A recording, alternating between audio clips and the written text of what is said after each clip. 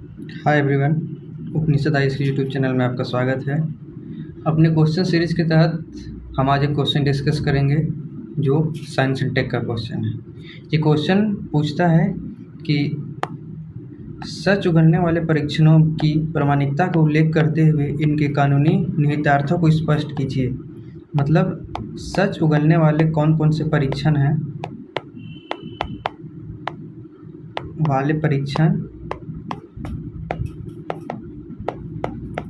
और कानून इसके प्रति क्या कहता है।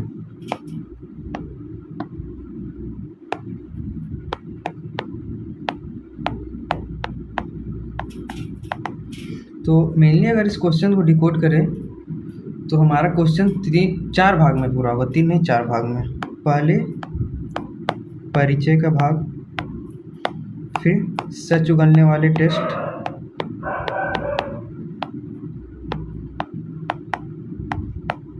जिसमें मेनली हम 3 टेस्टों की बात करेंगे। एक हमारा हो गया ब्रेन मैपिंग, फिर एक हो गया लाई डिटेक्टिंग, और एक हमारा हो गया नार्को टेस्ट। फिर हमारा थर्ड पार्ट आएगा कि कानून इसके प्रति क्या कहता है, और हमारा फोर्थ पार्ट निष्कर्ष का आएगा।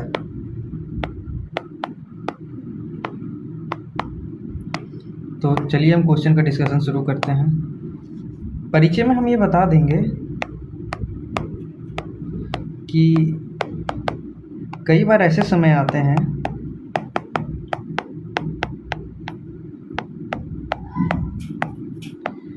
जब जो अपराधी होता है वो अपनी द्वारा की गई घटनाओं को कबूल नहीं करता है। मतलब वो मानता नहीं है कि हाँ उसी ने ये घटना की है, जिस कारण सच पता लगाने के क्रम में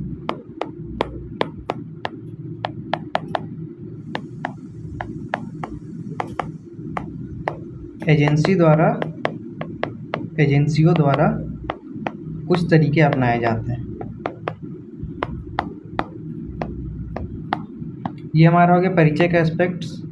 अब हम अपने अगर सेकेंड पार्ट में आए तो हमें सच उगलने वाले डिफरेंट टेस्ट के बारे में बताना है।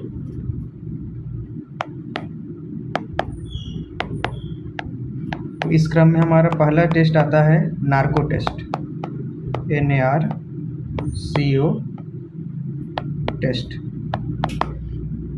हम इस टेस्ट की व्याख्या करेंगे, जिसके तहत हम बताएंगे कि नार्को टेस्ट में सोडियम पेंटाथोल का उपयोग होता है।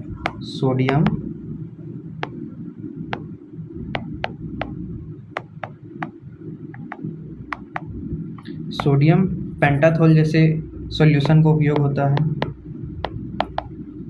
जिसे व्यक्ति के आय, वजन व लंबाई के अनुपात में दिया जाता है।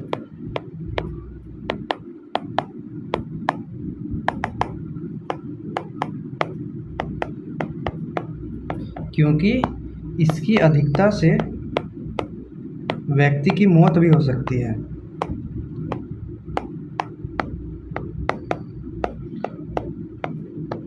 नेक्स्ट पॉइंट हम बता देंगे कि सोडियम पेंटाथोल का उपयोग क्यों किया जाता है। सोडियम पेंटाथोल ही क्यों? क्योंकि माना जाता है कि इस सॉल्यूशन से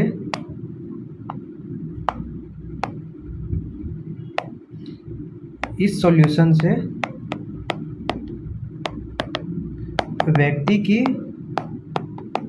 सोचने की क्षमता न्यूनतम हो जाती है।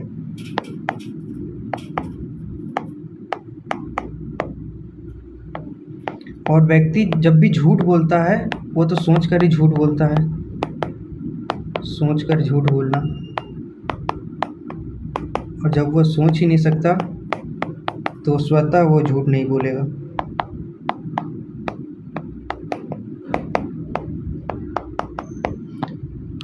इस क्रम में हमारा दूसरा टेस्ट आता है लाई डिटेक्टिंग टेस्ट।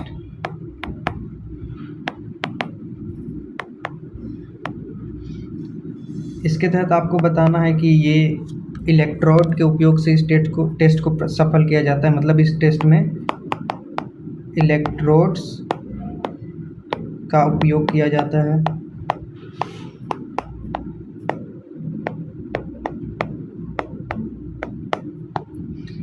जिन इलेक्ट्रोड्स को व्यक्ति के मस्तिष्क में लगाया जाता है,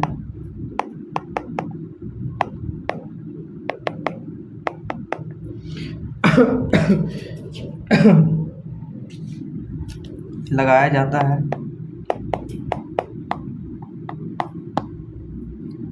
और ऐसा करने के पीछे ये आधार लिया जाता है कि जब व्यक्ति झूठ बोलता है तो उसके शरीर में या व्यवहार में कुछ समय के लिए परिवर्तन देखने को मिलता है। ये है इसका आधार। फिर आप नेक्स्ट पॉइंट ये लिख सकते हो कि यह टेस्ट 100% एक्यूरेट नहीं हो सकता, क्योंकि कुछ लोग पहले से ही लाई डिटेक्टिंग टेस्ट को बाईपास करने की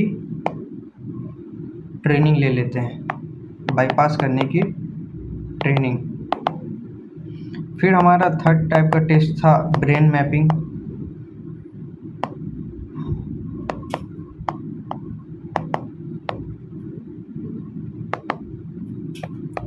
इसके तहत आप बता सकते हो कि इस प्रक्रिया का सबसे ज़्यादा उपयोग किया जाता है।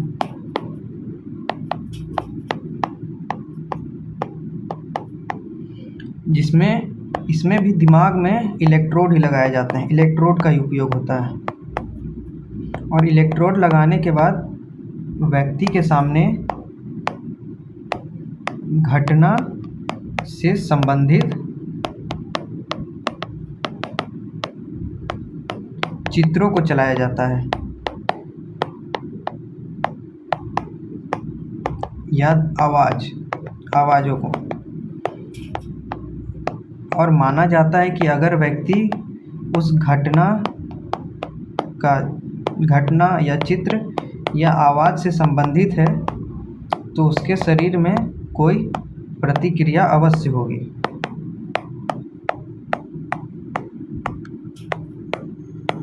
जिससे पता चल जाएगा कि व्यक्ति उस घटना से पहले से परिचित है और वह झूठ बोल रहा है।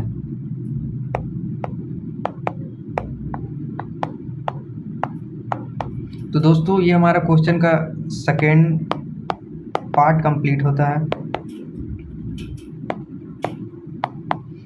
फिर हम क्वेश्चन के थर्ड पार्ट में आ जाएंगे कि कानून इसके प्रति क्या कहता है।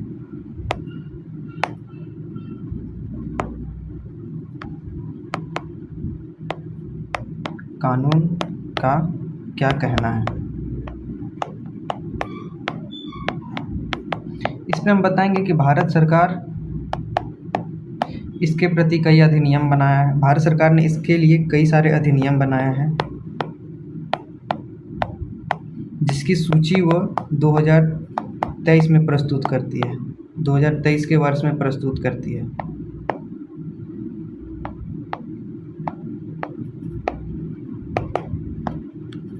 भारत सरकार के अनुसार यह संविधान के अनुच्छेद 20(3) का हनन है, क्योंकि इसके माध्यम से व्यक्ति को जबरन दोषी ठहराया जाता है।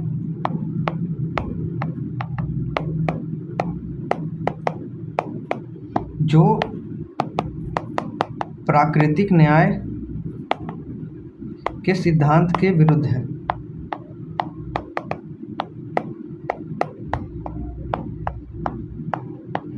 जिसके तहत भारत सरकार ये व्यवस्था करती है कि ये जितने सारे टेस्ट होंगे वो बिना किसी वकील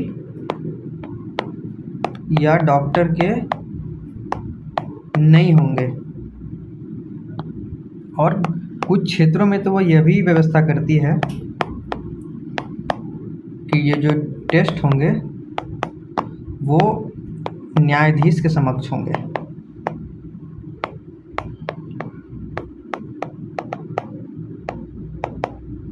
तो दोस्तों ये हमारा थर्ड पार्ट भी कंप्लीट होता है। अब हम अपने निष्कर्ष पर आ जाएंगे। फिर निष्कर्ष में हम बताएंगे कि इस प्रकार सरकार या तो इन टेस्टों पर प्रतिबंध लगाती है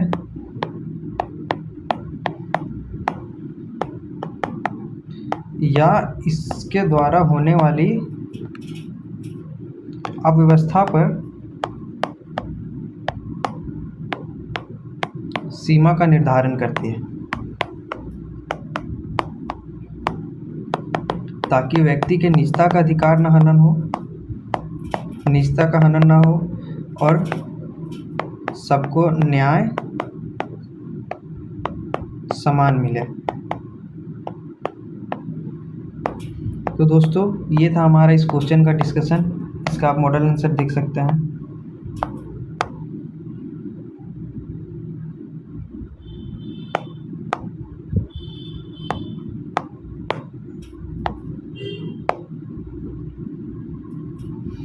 देखिए, कई वक्त ऐसे आते हैं जब अपराधी द्वारा की गई घटना को ना कबूल की जाती है, ना उससे संबंधित सच बताए जाते हैं। इस क्रम में सच पता लगाने के लिए एजेंसियों द्वारा 3 तरीकों का उपयोग किया जाता है। पहला है हमारा नार्को टेस्ट। इसमें सोडियम पेंटाथोल का उपयोग किया जाता है, जिसकी मात्रा व्यक्ति की लंबाई, वजन, आयु इत्यादि के अनुपात में दी जाती है। माना जाता है कि रसायन से व्यक्ति की सोचने की क्षमता न्यूनतम हो जाती है और अधिकता से व्यक्ति की मौत भी हो सकती है। हमारा सेकंड टेस्ट था लाई डिटेक्टिंग टेस्ट। इस टेस्ट में इलेक्ट्रोड का उपयोग किया जाता है, जिससे शरीर के कई भाग जैसे मस्तिष्क इत्यादि में लगाया जाता है। माना जाता है कि झूठ बोलने वाले व्यक्ति के शरीर में झूठ बोलते समय कुछ प्रतिक्रियाएं उत्पन्न होती है।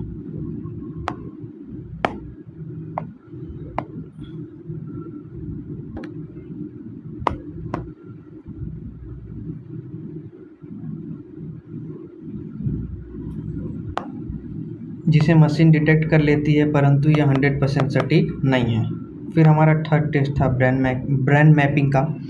यह प्रक्रिया का सबसे अधिक उपयोग होता है, जिसमें इलेक्ट्रोड लगा चित्रों अथवा आवाज़ों की श्रृंखला दिखाई जाती है और माना जाता है कि उस चित्र और आवाज़ से संबंध रखने वाला व्यक्ति या तो उसके प्रति प्रतिक्रिया दिखाएगा और नहीं जानेगा तो कुछ नहीं करेगा। हमारे 2 पार्ट कंप्लीट हो जाते हैं यहाँ पे। फिर हम थर्ड पार्ट पर आएंगे, कानून इसके प्रति क्या कहता है। भारत सरकार इसके लिए 2023 में सूची प्रस्तुत करती है, जिसके तहत वो इसे आर्टिकल 23 का हनन बताती है, क्योंकि इसके द्वारा स्वयं ही लोगों को जबरन दोषी ठहराया जाता है। और भारत सरकार ने सख्त निर्देश दिया है किसी डॉक्टर और वकील की अनुपस्थिति में यह टेस्ट नहीं किए जाएंगे और कुछ क्षेत्रों में तो न्यायाधीश के समक्ष ही टेस्ट किया जाता है। इसके बाद हमारे निष्कर्ष का पॉइंट कि कैसे सरकार इस पर प्रतिबंध लगाती है और इस व्यवस्था को साम्य बनाने का कोशिश कर रही है। तो दोस्तों ये था हमारा क्वेश्चन और क्वेश्चन का आंसर डिस्कशन। Thank you.